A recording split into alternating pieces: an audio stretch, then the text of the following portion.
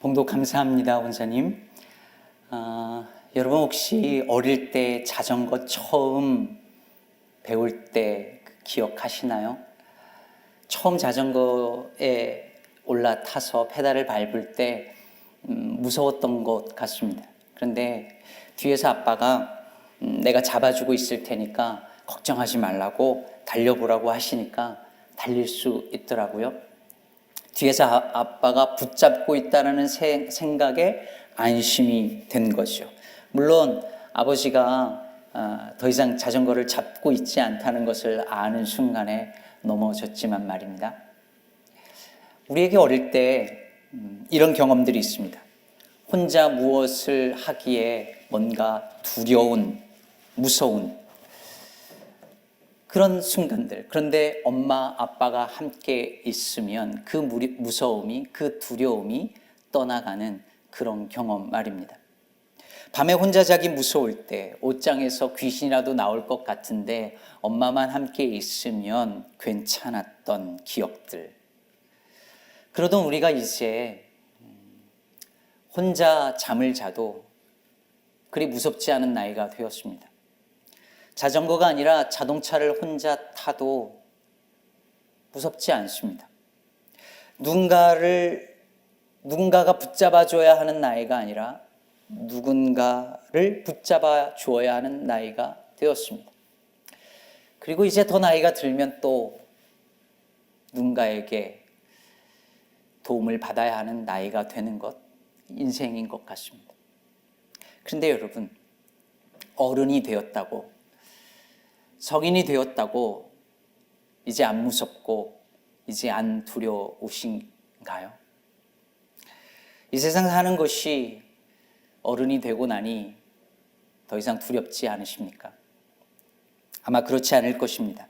성인이 되었지만 우리는 여전히 두렵고 무서울 때가 있습니다. 갑자기 밀려오는 외로움에 가슴이 너무 시리기도 하고, 이 문제를 내가 혼자 해결해야 된다는 그 버거운 짐 때문에 앞이 캄캄하고 덜컥 겁이 나기도 합니다. 나이 들고 병 드는 것이 두렵고 무섭습니다. 그래서 우리는 성경을 읽을 때마다 다른 어떤 말씀보다도 이 말씀에 큰 위로와 힘을 얻습니다. 내가 너와 함께하리라. 정말 앞이 캄캄하고 숨이 턱 막히는 순간에 내가 너와 함께하리라, 이 말씀보다 더 절실하게 와 닿는 말씀이 또 어디 있을까요? 시편 23편 4절에 이렇게 말합니다. 내가 사망의 음침한 골짜기로 다닐지라도 해를 두려워하지 않을 것은 주께서 나와 함께 하심이라. 이 구절은 사랑하는 제 장모님의 묘비에 써져 있는 말씀이기도 합니다. 그리고 수많은 사람들의 묘비에도 쓰여져 있습니다. 왜 사람들이 사랑하는 가족의 죽음 앞에 이 구절을 떠올릴까요? 사람은 죽을 때 누구나 혼자가 됩니다. 아무리 사랑해도 그 죽음의 순간, 그 죽음의 길, 거기까지 같이 가줄 수는 없습니다. 그러나 하나님은 우리가 죽음을 맞이하는 그 순간에도, 우리가 철저하게 혼자 되는 그 순간에도 하나님은 우리와 함께 하십니다.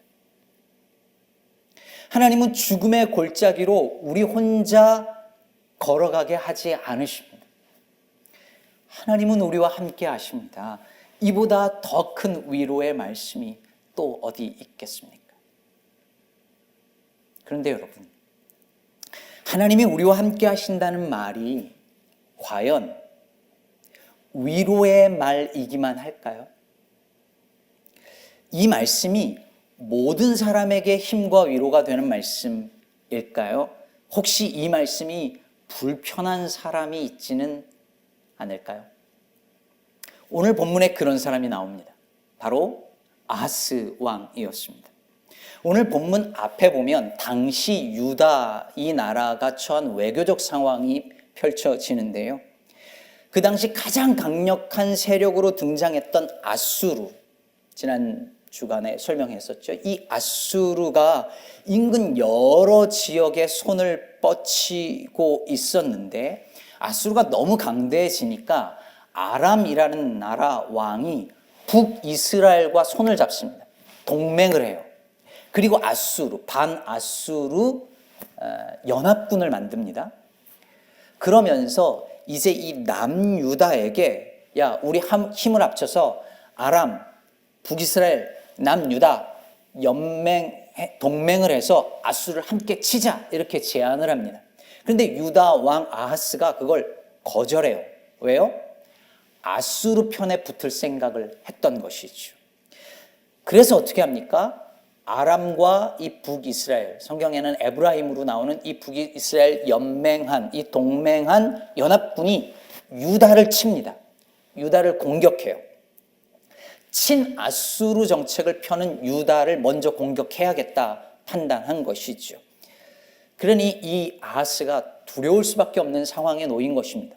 그런데 이 상황에서 하나님께서 이사야 선지자를 아하스 왕에게 보냅니다. 그리고 말씀을 전해요. 내용인즉슨 저 아람 그리고 북이스라엘 연합군이 너희들을 침략하는 그 침략 계획이 성사되지 못할 것이다. 이기지 못할 것이다. 이렇게 이야기를 합니다. 이 약속의 말씀이 오늘 본문 바로 앞에 3절에서 9절까지 나옵니다. 그리고 그 약속에 덧붙여서 오늘 본문에 한 번 더 확증을 해주시는 거예요. 그래서 11절에 이사야 선지자가 이런 말씀을 전합니다. 너는 내 하나님 여호와께 한 징조를 구하되 깊은 데에서든지 높은 데에서든지 구하라 하시니, 그러니까 앞에서 한 내 약속, 하나님의 약속이 확실하다는 것. 저 아람, 저 북이스라엘 너희들을 결코 침략해서 이기지 못할 것이다. 저들이 패배할 것이다라는 이 내 약속의 말씀이 확실하다라는 그 징조, 그 사인을 네가 나한테 구해봐라. 하늘과 땅을 움직여서라도 내가 너한테 그 징조를 보여주겠다. 이런 말씀이었습니다. 그런데 아하스 왕이 그 말씀을 듣고 어떻게 반응하죠? 12절에 이렇게 말합니다. 아하스가 이르되 나는 구하지 아니하겠나이다. 나는 여호와를 시험하지 아니하겠나이다 한지라. 징조 같은 거 구하지 않겠답니다. 하나님 시험하지 않겠답니다. 왜냐하면 하나님 시험하면 안 된다고 모세가 그랬으니까 나 하나님 시험하지 않을 겁니다. 이런 얘기예요. 엄청 믿음 좋은 것 같지만 사실 속마음은 그게 아니었죠. 이미 아수르의 도움을 청하기로 했기 때문에 하나님 도움은 필요 없다고 생각한 것입니다. 눈에 안 보이는 하나님보다 눈에 보이고 손에 잡히는 지금 저 떠오르는 강대국 아수르의 도움을 받는 것이 더 확실하다고 여긴 것입니다. 바로 여기서 이사야 선지자가 저 유명한 말씀 14절의 말씀을 전합니다. 그러므로 주께서 친히 징조를 너희에게 주실 것이라. 보라, 처녀가 잉태하여 아들을 낳을 것이요 그의 이름을 임마누엘이라 하리라. 나에게 징조를 구해봐라. 내가 보여줄게. 그런데 싫습니다. 그러니까 하나님이 보여주시는 거예요. 직접 징조를 주시겠답니다. 그런데 그 징조가 뭐냐면 처녀가 잉태하여 아들을 낳을 것인데 그 이름이 임마누엘이라 이렇게 될 것이라는 말씀이에요. 임마누엘이 무슨 뜻이죠? 하나님이 우리와 함께 하시다. 그러니까 그 아이가 이제 곧 태어날 그 아이가 하나님이 우리와 유다 백성과 함께 한다라고 하는 사인이 된다라고 하는 말씀이었습니다. 이 구절이 예수님의 탄생을 말하는 마태복음 1장 23절에서 인용되면서 학자들은 여기서 사용되어진 오늘 본문에서 사용된 이 처녀, 히브리어로 알마라고 하는 이 단어가 결혼 정년기의 젊은 처자를 말하는 것이냐, 젊은 여자를 말하는 것이냐, 아니면 처녀성을 강조하는 그 처녀, virgin을 말하는 것이냐, 이걸 가지고 연구와 논란을 거듭합니다. 하지만 오늘 본문의 강조점, 문맥상 강조점은 처녀에 있는 것이 아니라 임마누엘에 있습니다. 두 왕국이 연합해서 유다를 치러 오는 상황에서 하나님께서 곧 태어날 그 아들을 통해서, 이 아이를 통해서 임마누엘, 즉 하나님이 우리와 함께 하심을 보여주시겠다는 말씀이었습니다. 그렇다면 여기서 잠깐 생각을 한번 해보죠. 여러분, 아하스 왕에게는 그 임마누엘이 고마운 존재였을까요? 불편한 존재였을까요? 아수르를 향해서 우리와 좀 함께 해달라고 하려고 하는데 하나님이 굳이 나서서 내가 너와 함께 하겠다라고 하실 때 그 말씀이 감격스러웠을까요? 불편했을까요? 아니면 짜증이 났을까요? 여러분, 나는 별로 도움이 필요 없는데, 아니면 믿을 구석이 있는데 누군가 와가지고서는 자꾸 굳이 도와주겠다라고 하면 고맙나요? 자꾸 그러면 짜증나고 불편하지 않나요? 저는 목사로서 가끔 그 고민이 될 때가 있는데요. 교인분들 중에 누가 편찮으셔서 누워 계시거나 아니면 병원에 계시면은 그럼 당연히 가야 하는데 혹 불편해 하시지 않을까? 이게 염려가 돼요. 몸도 아픈데 목사가 온다니 오지 말라고 할 수도 없고. 그래서 가야 되나 말아야 되나 고민할 때가 있어요. 여러분, 하나님이 우리와 항상 함께 하신다는 말씀이 언제나 힘과 위로가 될까요? 누구에게나 그럴까요? 하나님이 야곱에게 하신 말씀이 있잖아요. 네가 어디로 가든지 너와 함께 하겠다. 근데 여러분, 하나님이 정말로 여러분이 어디로 가든지 계속 함께 따라다니시면 괜찮으시겠어요? 괜찮으시겠어요? 하나님 말고 목사라고 한번 생각해 보세요. 여러분이 비록 저를 좋아하시지만 제가 여러분이 가는 곳마다 따라다니면 어디든지 함께 하면 어떠시겠어요? 식사를 할 때나 일할 때나 계속 보고 있으면 일하는데 직원들에게 어떻게 대하는지, 집에서 가족들에게 어떻게 대하는지 계속 보고 있으면 어떻겠어요? 여러분, 우리가 지치고 힘들 때 하나님이 우리와 함께 하신다라는 말씀만큼 평안을 주는 말씀이 없지요. 그만큼 힘과 위로가 되는 말씀이 없지요. 그러나 우리가 교만하고 남 모를 죄악 속에 있을 때 하나님이 우리와 함께 한다는 말씀만큼 불편한 말씀이 없습니다. 그래서 임마누엘은 구원의 말씀일 수도 있고 심판의 말씀일 수도 있습니다. 하나님이 나와 함께 하신다는 말씀이 축복이 될 것이냐 저주가 될 것이냐는 그러므로 내가 하나님 편에 서 있느냐 그렇지 않느냐에 따라 달라질 수 있습니다. 내가 하나님 편에 서 있을 때 임마누엘은 축복이 됩니다. 그러나 내가 하나님 편에 서 있지 않고 하나님을 떠나갈 때 임마누엘은 심판이고 저주가 될 수도 있는 것이죠. 임마누엘이라는 아이가 하나의 징조가 될 것이라는 말씀 후에 16절에서 이런 말씀을 주시죠. 대저 이 아이가 악을 버리며 선을 택할 줄 알기 전에 내가 미워하는 두 왕의 땅이 황폐하게 되리라. 그럼 여기서 악을 버리고 선을 택할 줄 알기 전이라는 말씀은 어느 정도 이 아이가 태어나서 분별력이 생기는 나이, 그 즈음을 말합니다. 학자들은 유대인들이 성인이 되는, 이 주이시들이 성인식 그 바미츠바를 하잖아요. 그때 즈음을 얘기를 한다고 말하기도 합니다. 그러니까 태어나고 한 12년, 13년 그 안에 네가 미워하는 그 두 왕의 땅, 즉 유다를 침공한 아람과 북이스라엘이 멸망할 것이라는 거죠.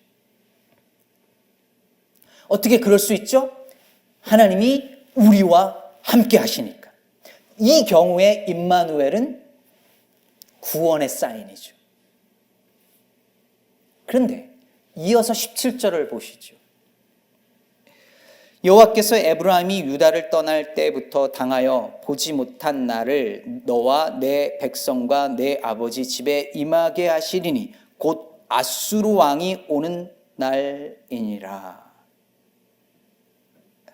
하나님께서 아람과 북이스라엘을 물리쳐 주셨는데, 그런데 아수르가 유다를 치러 오게 하시겠다는 겁니다.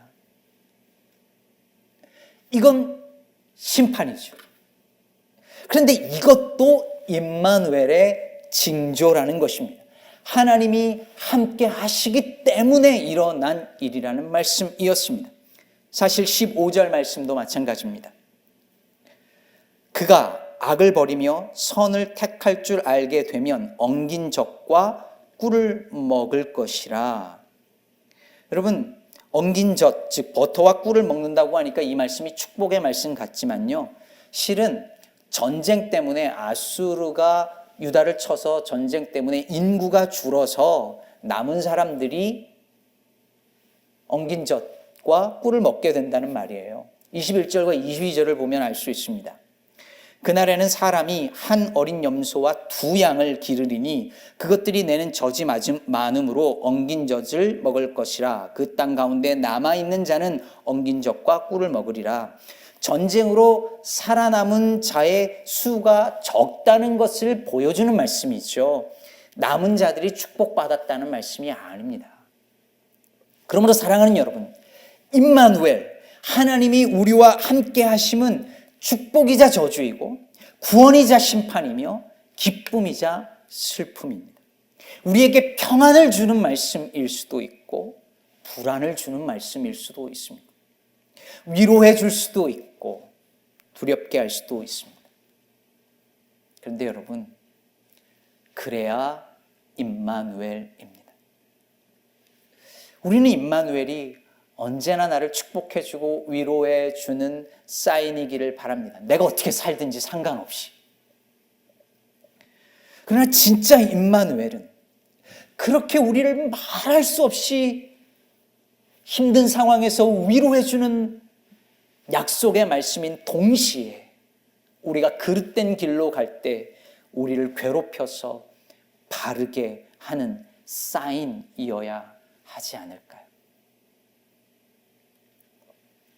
성사학당 모임 때도 잠깐 언급했지만 박완서 작가가 아들을 잃은 슬픔과 고통을 일기에 남겼는데 그때 통곡 속에서 구했던 것은 단 한 말씀이었답니다.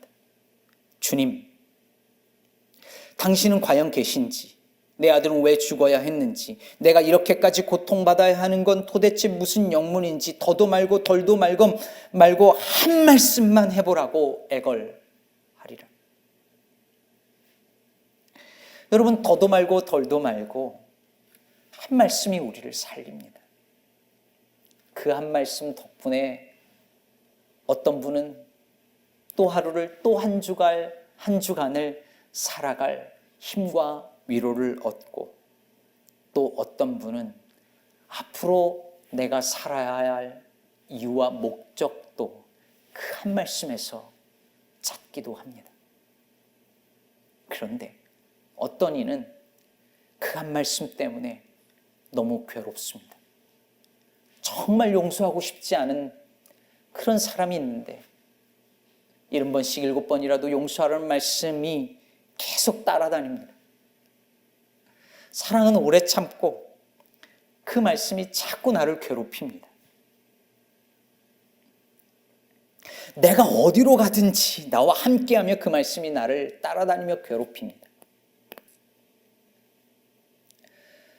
박운원 씨가 쓴 책은 도끼다라는 책에 보면 카프카가 한 유명한 말이 나옵니다. 우리가 읽는 책이 우리 머리를 주먹으로 한 대 쳐서 우리를 잠에서 깨우지 않는다면 도대체 왜 우리가 그 책을 읽는 거지? 책이란 무릇 우리 안에 꽁꽁 얼어버린 바다를 깨뜨려 버리는 도끼가 아니면 안 되는 거야. 일반 책이 도끼처럼 우리의 잠든 사고를 깨뜨린다면 살아계신 하나님의 말씀은 말할 것도 없지 않을까요? 그래서 바울은 말씀이 좌우에 날선 검이라고 했고, 토마스 몰트는 성경은 위험한 책이라고 한 것 아닐까요? 지난주 묵상 카드에 나이덕 시인의 말을 빌어서 말씀드린 것처럼 말씀은 우리로 하여금 나아가게 하는 도치자, 멈추게 하는 닷이기도 하지만 걸려 넘어지게 하는 도치기도, 덫이기도 하니까요. 사랑하는 여러분, 지난 한 주간 여러분에게 말씀은 나아가게 하는 돛이었습니까? 멈춰서게 하는 닻이었습니까? 아니면 걸려 넘어지게 하는 덫이었습니까? 혹시 아무것도 아니었을까 봐 저는 그게 두렵습니다. 제가 목회자로서 그리고 설교자로서 한 가지 간절한 바람이 있습니다. 제 목회와 설교를 통해 여러분이 위로와 힘을 얻으셨으면 좋겠어요. 힘든 이민 생활에 정말 말 그대로 힘을 얻고 용기를 얻고 절망스러운 상황에서 소망을 얻고 너무 외로운 상황을 만났을 때, 너무 절박한 상황을 만났을 때 하나님이 나와 함께 하시는구나, 그 확신을 갖게 만들도록 우리 기쁨의 교회가, 우리 기쁨의 교회 모든 사역과 저의 설교가, 목회가 그런 역할을 했으면 좋겠습니다. 동시에 저는 제 목회와 설교가 여러분을 조금 불편하게 만들었으면 좋겠습니다. 그저 남들 다 이렇게 사는 거지 하면서 따라가는 그 길에 멈춰서게 하고, 평생의 경험과 지식으로 굳어진 세계관을 도끼처럼 깨뜨려서 불편한 마음으로 고민하게 만드는 그런 목사, 그런 설교자이기를 원합니다. 나 이렇게 대충 믿으면 안 되는 거구나, 이렇게 살면 안 되는 거구나, 자꾸 불편하게 만드는 설교자이길 바랍니다. 저는 그렇게 잘 못합니다. 이 두 가지를 다 완벽하게 못합니다. 그런데 예수님은 그런 분이셨어요. 오늘 이 말씀은요, 오늘 본문은 예수님이 태어나시면서 온전하게 성취가 됩니다. 그분은, 예수 그리스도께서는 존재 자체로 임마누엘이셨습니다. 그래서 우리가 예수님을 믿을 때 하나님이 우리와 함께 하십니다. 우리가 예수님을 가정에 모실 때 하나님이 우리 가정에 함께 하십니다. 우리의 일터에 예수님을 주인으로 모실 때 하나님이 우리와 함께 하십니다.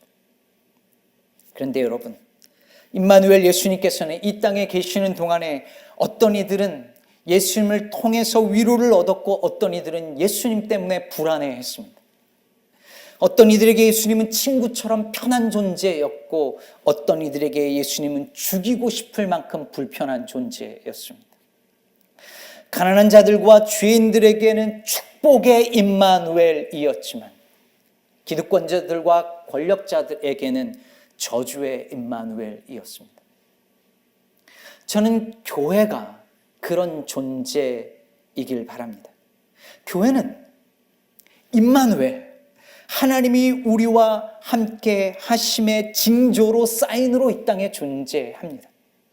사람들이 우리를 보고 하나님이 정말 저들과 함께 하시는구나, 하나님이 정말 이 땅에 함께 하시는구나, 그것을 보여주는 사람들이 곧 교회입니다. 그러므로 우리의 존재가 이 지역 일대에 힘들고 지친 이들, 기댈 곳 없는 이들에게 힘과 그리고 희망을 주는 임마누엘이어야 합니다. 그리고 동시에 어떤 이들에게는 우리 교회가 불편한 존재이어야 합니다. 대충 살면 되는데 저 교회 사람들 때문에 양심을 지켜야 하고 저 교인들 저렇게 정의롭고 맑고 밝게 사는 걸 보니까 나 이렇게 살다가는 정말 망할지도 모르겠구나 라고 느끼게 만드는 불편한 임마누엘이 되어야 하는 것입니다. 요즘 제가 조금씩 읽는 책이 있는데요. 동화책 강아지똥으로 잘 알려진 권정생 선생이 아동문학가 이호덕 선생과 주고받은 이 편지를 묶은 책이에요. 선생님 요즘은 어떠하십니까? 라는 책인데요. 거기 이 권정생 선생께서 이호덕 선생에게 쓴 편지 중에 이런 내용이 있어요. 돈이면 다 되는 세상이 싫어. 나는 돈조차 싫었습니다. 돈 때문에 죄를 짓고 하늘까지 부끄러워 못 보게 되면 어쩌겠어요. 내게 남은 건 맑게 맑게 트인 푸른빛 하늘 한 조각. 이호덕 선생님, 하늘을 쳐다볼 수 있는 떳떳함만 지녔다면 병신이라도 좋겠습니다. 양복을 입지 못해도, 장가를 가지 못해도, 친구가 없어도, 새끼 보리밥을 먹고 살아도 나는 종달새처럼 노래하겠습니다. 이 두 분의 편지를 읽는데 제 마음이 너무 푸근해지면서 동시에 불편하더라고요. 너무 맑은 이들의 글과 삶에 제 속이 다 비치는 것 같았습니다. 제 속물 근성이 보였습니다. 부끄러웠습니다. 사랑하는 여러분, 우리 그리스도인들이 세상에 이런 존재가 될 수는 없을까요? 임마누엘 예수님처럼 존재 그 자체만으로 누군가에게 정말 위로가 되고 약자에겐 위로가 되고 강자와 악인들에게는 불편함이 될 수 없을까요? 교회가 그럴 수 없을까요? 그래야 하지 않을까요? 우리가 잘 부르지 않는 찬송가 460장 뜻없이 무릎 꿇는 이라는 곡에 보면 제가 좋아하는 한 구절이 나옵니다. 약한 자 힘 주시고 강한 자 바르게. 약한 자 힘 주시고 강한 자 바르게. 사랑하는 성도 여러분, 저는 이것이 이 땅에 임마누엘의 사인으로 보냄받은 교회가 할 일이라고 믿습니다. 약한 자 힘 주시는 임마누엘의 하나님, 그리고 강한 자 바르게 하는 임마누엘의 하나님. 그 하나님을 나타내 보여주는 그 임마누엘 하나님의 그 징조를 나타내 보여주는 저와 여러분, 그리고 우리 기쁨의 교회, 그리고 이 땅의 모든 교회들 되어지기를 임마누엘로 이 땅에 오신 우리 주 예수 그리스도의 이름으로 축복합니다.